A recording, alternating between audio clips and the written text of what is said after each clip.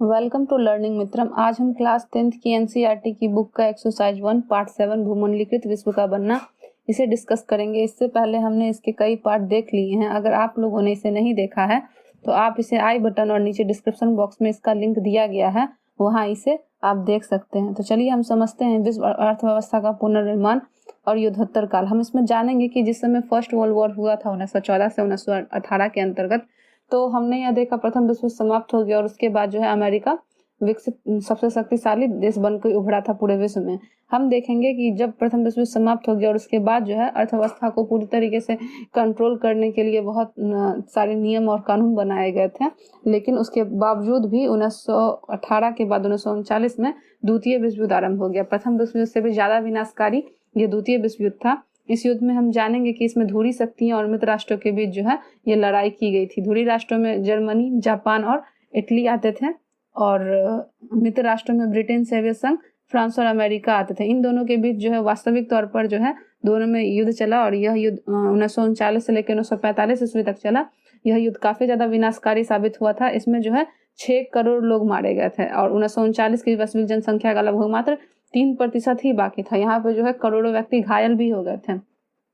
अब तक जितना भी युद्ध हुआ था, इस युद्ध में मरने वाले लोगों की संख्या जो है काफी ज्यादा थी। इस युद्ध में काफी ज्यादा क्षति हुई, आर्थिक अवस्था भी काफी ज्यादा विनष्ट हो गई थी पहले के मुकाबले। प्रथम विश्व युद्ध से अभी तक विश्व उभरा नहीं था कि उसने द्वितीय विश्व युद्ध को भी उसे देखने को मिल गया था। इसके पीछे कारण बहुत सारे थे। जिस तरीके से जर्मनी, जापान और इटली के साथ प्रथम विश्व युद्ध में भेदभाव किया गया था, उन्हें पूरी तरीके से युद्ध के लिए जिम्मेदार ठहराया गया था, इसलिए द्वितीय विश्व युद्ध होना स्वाभाविक था। वर्साई की संधि के साथ ही द्वितीय विश्व युद्ध जो है आरंभ होता है और आपको यह सुनने को भी मिलेगा कि बहुत जगह यह बोला जाता है कि द्वितीय विश्व युद्ध के बीच जो है वो वर्साई की संधि में ही छिपे गए थे। यह जो है प्रथम विश्व युद्ध से अधिक लंबे समय तक नहीं चल सका, उससे कम समय तक यह चला था। और आगे हम देख लें कि यहाँ पे आपको एक चित्र दिख रहा होगा जिसमें कि रूस पर हमला करती जर्मन टुकड़ियां, जुलाई 1941 ईस्वी में रूस पर हिटलर का हमला हुआ था। यह युद्ध जो है एक निर्णायक महत्व की घटना थी। इस युद्ध में जर्मनी, जापान और इटली एक तरफ थे और रूस, इंग्लैंड और अमेरिका एक तरफ थे। तो प्रथम विश्व युद्ध के समय इटली, जापान और जर्मनी के साथ जो है अच्छी तरीके से बर्ताव नहीं किया गया था। युद्ध का जुर्माना उन्हें काफी ज्यादा भरना पड़ा था और पूरी तरीके से उसे विश्व युद्ध, प्रथम विश्व युद्ध जो हुआ था उसका जिम्मेदार ठहरा दिया गया था। तो इसलिए द्वितीय विश्व युद्ध जब आरंभ हुआ तो इसके पीछे कारण यही थे कि बदले की भावना। इसलिए जो है रूस, अमेरिका और इंग्लैंड पर जो है उनके विरुद्ध जो है जर्मनी, जापान और इटली ने द्वितीय विश्व युद्ध जो है वो आरंभ कर दिया था। इस विश्व युद्ध में भी सब तरीके से क्या था कि किसी न किसी तरीके से सारे देश शामिल इसमें हो गए थे। और आप यहाँ देखेंगे आगे कि यहाँ पे जो है प्रथम विश्व युद्ध के बाद अमेरिका विश्व शक्तिशाली देश के रूप में उभरा, लेकिन द्वितीय विश्व युद्ध के बाद जो है रूस भी अपनी भागीदारी जो है इस संघ में देने लगा था। रूस भी जो है अमेरिका की ही तरह जो है सर्वशक्तिशाली देश बनने के लिए जो है प्रयास कर रहा था। आप यहाँ देखिए कि सोवियत रूस में युद्ध से तबाह हुआ स्टालिनग्राद है, जो कि द्वितीय विश्व युद्ध का यह चित्र आपको दिख रहा होगा। इस समय जो है काफी तबाही विश्व युद्ध में हुई थी द्वितीय विश्व युद्ध के समय, और यही वो जगह है जहां पर जो है आक्रमण किया गया था द्वितीय विश्व युद्ध में, जो इटली, जापान और जर्मनी के द्वारा। और रूस की इस समय की स्थिति जो है स्टालिनग्राद की यह पिक्चर है। चलिए आगे की ओर बढ़ते हैं। युद्धोत्तर बंदोबस्त और ब्रेटन वुड्स संस्थान के बारे में जानेंगे कि उस समय जो है ब्रेटन वुड्स संस्थान को बनाया गया था, जिसके तहत जो है विश्व युद्ध में मतलब जो भी क्षति वगैरह हो गई थी और आर्थिक व्यवस्था को अच्छे तरीके से कायम रखने के लिए जो है ब्रेटन वुड्स संस्थान बनाया गया। यह अमेरिका के द्वारा जो है ब्रेटन वुड्स संस्थान जो है बनाया गया था, जिसमें आर्थिक व्यवस्था पर ध्यान दिया जा रहा था। चलिए अब इसे समझते हैं। 2 महायुद्धों के बीच मिले आर्थिक अनुभव से अर्थशास्त्री और राजनीतिज्ञों ने 2 अहम सबक लिए। पहला, विद्युत उत्पादन पर आधारित किसी भी औद्योगिक समाज को व्यापक उपभोग के बिना कायम नहीं रखा जा सकता था, लेकिन व्यापक उपभोग को बनाए रखने के लिए यह आवश्यक था कि आमदनी काफी ज्यादा और स्थिर हो गई थी। यदि रोजगार अस्थिर होंगे तो आय स्थिर नहीं हो सकती। स्थिर आय के लिए पूर्ण रोजगार भी जरूरी था, लेकिन बाजार में पूर्ण रोजगार की गारंटी नहीं दे सकता था। कीमत, उपज और रोजगार में आने वाले उतार चढ़ावों को नियंत्रण करने के लिए दखल जरूरी था। आर्थिक स्थिरता केवल सरकारी हस्तक्षेप के जरिए सुनिश्चित की जा सकती थी। दूसरा सबक बाहरी दुनिया के साथ आर्थिक संबंधों के बारे में था। रोजगार का लक्ष्य केवल तभी हासिल किया जा सके जब सरकार के पास वस्तु, पूंजी और श्रम की आवाजाही को नियंत्रित करने की ताकत हो। उस समय ब्रिटेन वुड्स की जब स्थापना की गई थी तो द्वितीय विश्व युद्ध और प्रथम विश्व युद्ध के बाद पूरे विश्व की स्थिति अच्छी नहीं थी, यूरोप की स्थिति खासकर अच्छी नहीं थी। वहाँ पर राजनीतिक व्यवस्था और आर्थिक व्यवस्था पूर्ण रूप से चरमरा गई थी। तो इसे सही ढंग से चलाने के लिए, क्योंकि सब लोग विश्व युद्ध में भाग लिए हुए थे, तो किसी न किसी कारण जो है प्रभाव पूरे यूरोप पे पड़ रहा था। इसके बाद जो क्षति होनी थी तो भूखमरी की स्थिति पैदा हो जाती, लोग बेरोजगार हो जाते। इन सबको देखते हुए जो है ब्रिटेन वुड्स की स्थापना की गई अमेरिका स्थित माउंट वाशिंगटन होटल में। और आप यहाँ वो स्थान भी देख सकते हैं जहाँ पे ऐतिहासिक सम्मेलन आयोजित किया गया था। संक्षेप में, युद्धोत्तर अंतर्राष्ट्रीय आर्थिक व्यवस्था का मुख्य उद्देश्य यह था कि औद्योगिक विश्व में आर्थिक स्थिरता एवं पूर्ण रोजगार बनाए रखा जाए। फ्रेमवर्क 1944 में अमेरिका स्थित न्यू हैम्पशर के ब्रिटेन वुड्स नामक स्थान पर संयुक्त राष्ट्र मौद्रिक एवं वित्तीय सहमति बनी थी। सदस्य देशों के विदेश व्यापार के लाभ और घाटे के लिए निपटने के लिए ब्रिटेन वुड्स सम्मेलन में अंतर्राष्ट्रीय मुद्रा कोष की स्थापना की गई और युद्धोत्तर निर्माण के लिए पैसे का इंतजाम करने वाले अंतर्राष्ट्रीय पुनर्निर्माण एवं विकास, जिसे आम बोलचाल में विश्व बैंक कहा जाता है, उसका गठन किया गया। चलिए हम इसे समझ लेते हैं कि यहाँ पर विश्व बैंक और IMF जैसी चीजों का विकास इसलिए किया गया ताकि विश्व युद्ध के बाद जो भी क्षतियां हो गई हैं उनसे जो है आर्थिक सहायता वहाँ के देशों को पहुंचाई, जैसे कि जापान, इटली, जर्मनी और बहुत सारे जो विकसित देश थे, रूस, अमेरिका, इंग्लैंड, उन लोगों को भी इससे सहायता दी जा रही थी। आप देखेंगे कि इस समय जो है जितने भी निर्बल देश थे विश्व युद्ध समाप्त हो जाने के 1945 के बाद, वे अपनी स्थिति को सुदृढ़ करने का स्वयं भी प्रयास कर रहा था। जो भी दिक्कतें आ रही थी उसमें IMF मुद्रा कोष और विश्व बैंक जो है उनकी किसी न किसी तरीके से सहायता कर रहा था कि वे अपनी व्यापार व्यवसाय को सुदृढ़ कर सके। विश्व बैंक और IMF ने 1947 में औपचारिक रूप से काम करना शुरू कर दिया था और इसके निर्णय की प्रक्रिया पश्चिमी औद्योगिक देशों का नियंत्रण बन रहा। अमेरिका विश्व बैंक और IMF के किसी भी फैसले को वीटो कर सकता था। मतलब वीटो का अधिकार हम जान लेते हैं कि क्या होता है।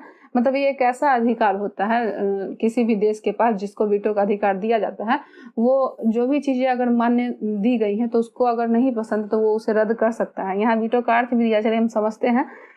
निषेधाधिकार यानी कि किसी भी चीज का अधिकार न होना। इस अधिनियम के सहारे एक ही सदस्य की असहमति किसी भी प्रस्ताव को खारिज कर सकती है। मान लीजिए कि कोई चीज अगर उचित तरीके से नहीं किया गया है तो हम क्या कर सकते हैं, उसको हटा सकते हैं। IMF और विश्व बैंक में ये चीजें जो है मतलब रखी गई हैं, वीटो के अधिकार को दिया गया है। वो शक्तिशाली देशों के पास ये अधिकार है ताकि गलत चीजों के लिए उनका प्रयोग कर सकते हैं। धीरे धीरे जो क्या हो गया, ब्रिटेन वुड्स व्यवस्था के अंतर्गत जो है, जैसे कि आपने पहले देखा था अमेरिका की स्थिति फर्स्ट वर्ल्ड वॉर के समय, उसने बहुत सारे देशों को ऋण देना शुरू किया था, लोन वगैरह, जिसके कारण जो है उसे पूरी तरीके से लोन नहीं मिल पाने के कारण बहुत ज्यादा हानि भी हुई थी। अभी भी सेकेंड वर्ल्ड वॉर के बाद जो है बहुत सारे देश, रूस, इंग्लैंड और अमेरिका और भी बहुत सारे निर्बल देशों को ऋण दे रहे थे ताकि वे अपनी स्थिति को सुदृढ़ कर सके। इसके अलावा जो मतलब इस समय व्यवस्था थी वो जैसे कि डॉलर के बदले जो है कितने रुपए दी जाए, इन सब चीजों की मांग रखी गई थी। फिर उसके अलावा डॉलर और सोने की भी अदला बदली जो है वो की जा रही थी।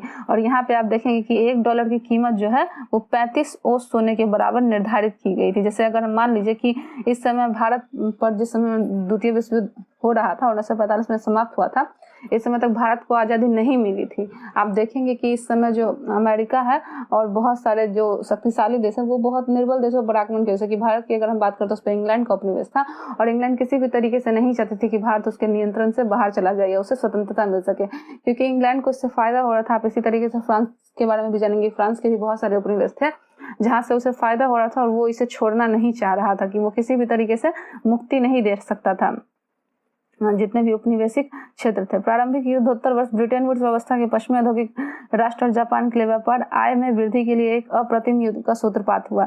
अब जब ये ब्रिटेन वुड्स सम्मेलन आ गया तो बहुत सारे मतलब जितने भी निर्बल देश थे उनको सहायता दी जाने लगी, आर्थिक सहायता, जिसमें कि 1950 से 70 तक विश्व व्यापार का जो विकास दर है वो 8% से भी ज्यादा रहा। लेकिन हम यहाँ देखेंगे कि कभी इसमें उतार चढ़ाव आते रहे, कभी ये कम गया, 5% की बढ़ोतरी हो गई तो कभी कभी यहाँ पे हमें कमी भी देखने को मिली। अब चलिए आगे बढ़ते हैं। संक्षेप में बताएं कि 2 महायुद्धों के बीच जो आर्थिक परिस्थितियां पैदा हुई उसे अर्थशास्त्री और राजनेताओं ने क्या सबक सीखे कि हमें किसी भी तरीके से युद्ध के लिए लोगों को भड़काना नहीं चाहिए। अगर कोई भी देश किसी भी देश के साथ युद्ध लड़ते हैं तो इसका अर्थ क्या होता है कि उन्हें भी क्षति होगी वास्तविक तौर पे और दूसरे देशों को भी क्षति होगी। इसलिए दोनों महायुद्धों के बाद क्या हो गया कि आर्थिक और राजनीतिक स्थिति चरमरा गई थी और शास्त्री और राजनेता यह समझ गए थे कि हमें किसी भी तरीके से लोगों को उकसाना नहीं चाहिए।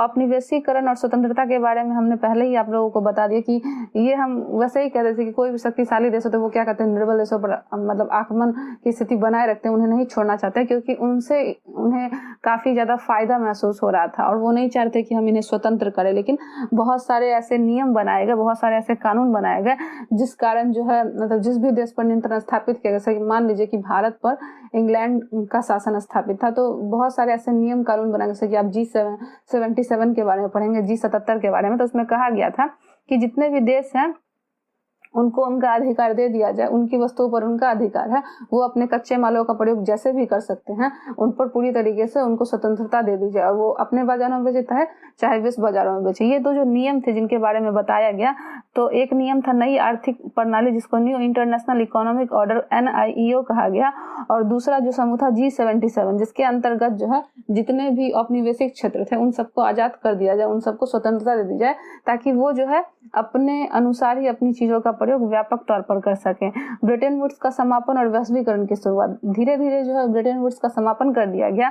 इसके बावजूद जो उत्तर दुनिया में सब कुछ सही नहीं चल रहा था। 60 के दशक से ही विदेशों में अपनी गतिविधियों की भारी लागत से अमेरिका की वित्तीय और प्रतिस्पर्धा क्षमता को कमजोर कर दिया। अमेरिकी डॉलर अब दुनिया की प्रधान मुद्रा के रूप में जितना सम्मानित और निर्विवाद रह गया था, सोने की तुलना में डॉलर की कीमत गिरने लगी। अंततः विनिमय दर की व्यवस्था जो विफल हो गई और प्रवाहमयी या अस्थिर विनिमय दर की शुरुआत हुई। इसको हम समझेंगे कि ब्रिटेन वुड्स सम्मेलन का समापन हो गया क्योंकि इसमें बहुत तरीके से जो कठोर कुछ नियम थे कि डॉलर के बदले हमें उतना रुपया देना पड़ेगा, तो इस कारण जो है बहुत सारी कंपनियां घाटे में चल रही थी। तो ब्रिटेन वुड्स सम्मेलन को समाप्त कर दिया गया और जो है वैश्वीकरण की शुरुआत हो गई। वैश्वीकरण का अर्थ है ग्लोबलाइजेशन। जैसे कि अगर हम कोई सामान मान लीजिए अमेरिका के यहाँ एक बहुराष्ट्रीय कंपनी होती है, बहुराष्ट्रीय कंपनी हम उसको बोलते हैं, जो एक कंपनी पूरे विश्व में सभी जगह व्यापार व्यवसाय किया करती है। तो उस समय यह काफी ज्यादा प्रचलित था। अमेरिका, रूस और इंग्लैंड जैसे देशों में बहुराष्ट्रीय कंपनियां स्थापित थी और वो पूरे विश्व में अपनी कंपनियां स्थापित करना चाहते हैं। जैसे कि हम अभी देखते हैं अपने आज के ज़माने में कि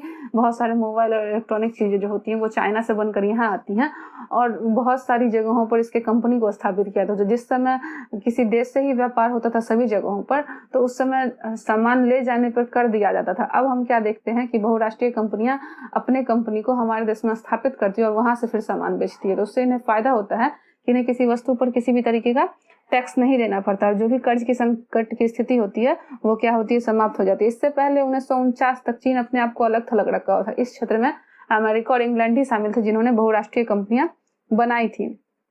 उसके बाद धीरे धीरे 1949 के बाद चाइना भी इसमें शामिल हो गया। नए शब्द विनिमय दर जो है, इस व्यवस्था के जरिए अंतर्राष्ट्रीय व्यापार सुविधा के लिए विभिन्न देशों के लिए राष्ट्रीय मुद्रा एक दूसरे से जोड़ा गया था, जो कि स्थिर विनिमय दर और परिवर्तनशील विनिमय दर का था। स्थिर विनिमय दर हम उसको बोलते हैं जिसमें सरकार हस्तक्षेप करती है किसी भी तरीके से, मतलब कोई भी वस्तु है जिसका जो भी दाम होता है उस पर उतार चढ़ाव के लिए सरकार क्या करती है, हस्तक्षेप करती है। ऐसे विनिमय दर को स्थिर विनिमय दर कहते हैं। लेकिन जो लचीली विनिमय दर होती है वो ऐसी विनिमय दर होती है जिससे विदेशी मुद्रा बाजार में विभिन्न मुद्राओं की मांग या आपूर्ति के आधार पर और सिद्धांत में सरकारों के हस्तक्षेप के बिना घटते बढ़ती रहती है। मतलब इसमें किसी भी तरीके से सरकार का हस्तक्षेप नहीं होता, यह स्वतंत्र होता है, जिसे लचीली और परिवर्तनशील विनिमय दर कहते हैं। और स्थिर विनिमय दर जिसमें सरकार का हस्तक्षेप होता है। धीरे धीरे पूरी तरीके से ग्लोबलाइजेशन होता चला गया विश्व व्यापार में। और हम देखते हैं कि अभी भी आप देख लीजिए कि हम जानते हैं कि सभी जगहों पर जितने भी मोबाइल वगैरह हैं, इलेक्ट्रॉनिक चीजें हैं, फ्रिज, रेफ्रिजरेटर, टीवी, उसके अलावा लैपटॉप वगैरह जो होते हैं, वो सारे की सारे चीजें चाइना से बनकर आती हैं। और हमारे ही देश में नहीं,